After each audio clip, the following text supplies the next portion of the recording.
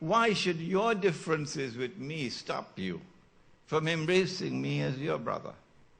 Even when you differ with me, you could listen to me politely, and I will listen to you politely. The end will come the same way it came in Egypt. The end will come when the Son of Mary returns. And when the Son of Mary returns, remember the most powerful voice in history, the most powerful voice in history ever to have declared that the Son of Mary will one day return is the voice of Muhammad sallallahu ta'ala alayhi wa sallam. We know more about what's going to happen when he comes back, more than the Pope knows. The Pope essentially is always a white man, remember that.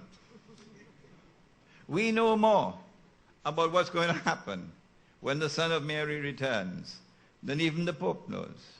We know the truth will triumph. Let us end with this verse of the Quran.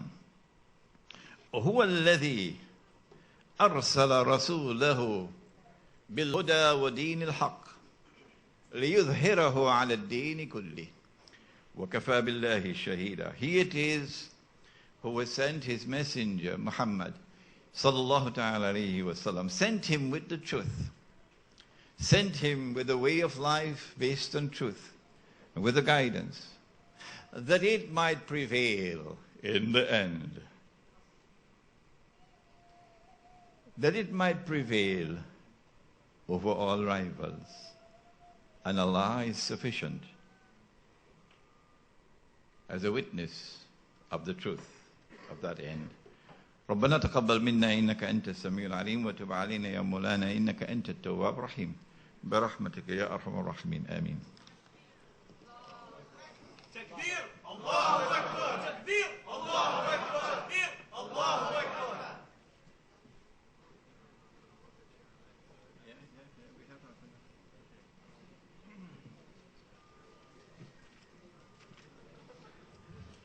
Jazakallah khair, Maulana Sahib.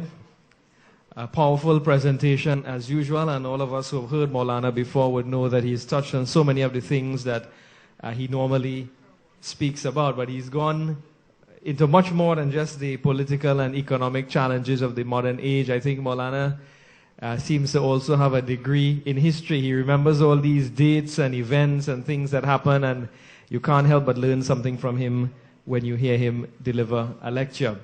So much like with the presentation this morning, we're going to devote some time to a question and answer session, just about half an hour, inshallah. So we'd follow the same format of this morning. Brothers, if you have a question, you can come forward close to the table in front here. There's the cordless mic passing around, and sisters as well. Or you can write down your question and pass it to us.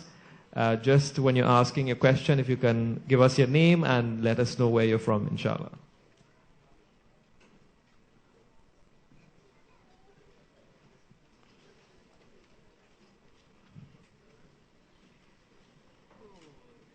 Ambassador Usman Ali, my colleague when I worked at the Foreign Service. Assalamu alaikum again. Really a great pleasure listening to you, Brother Imran. It makes me feel very proud, both from your academic excellence and the quality of the Islamic knowledge. My question is a rather very simple, almost naive one. Why is it in Muslim countries, or what is perceived as Muslim countries, there is squalid poverty, moral bankruptcy, poor governance, in spite of the fact of what we talk about the Quran and the Sunnah of the Prophet Muhammad? What has gone wrong? Why is it, and how can we really market this religion? That's a problem. We are unable to market it. We are unable to. The problem also that some of us can't communicate. You're an excellent communicator. We are all trainees here. I make this analogy. Maybe in Trinidad and Tobago we have the steel band. I feel it's an excellent instrument. It's not only carnival and jump up. It's a lovely instrument, fascinating instrument. I hope the visitors get a copy of a steel band tune and hear them play Could you please, I am making, are you the moderator? Are you the moderator? Mr. Chairman, I seek your permission. I am trying to make an analogy which is a comparison. That's another thing. The intolerance of Muslims towards non-Muslims.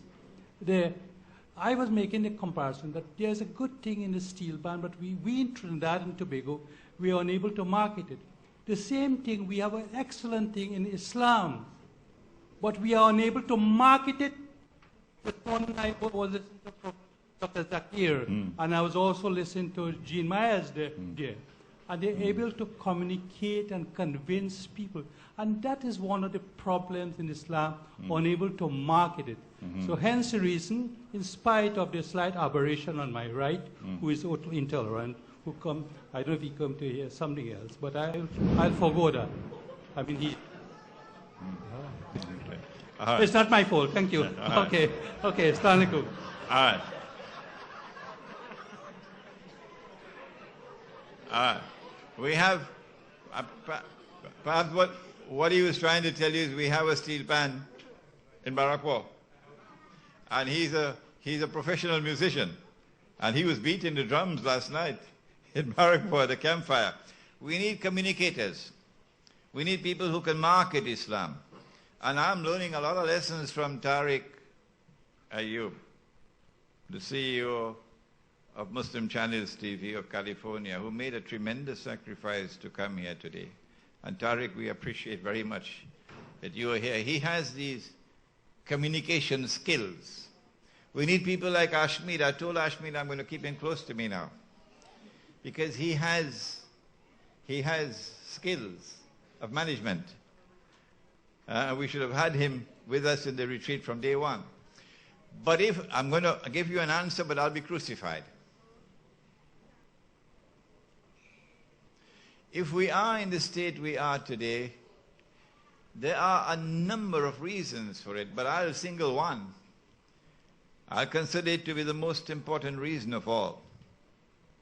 But first, let me seek some protection from Nabi Muhammad alayhi salatu wasalam, to protect me when they want to crucify me.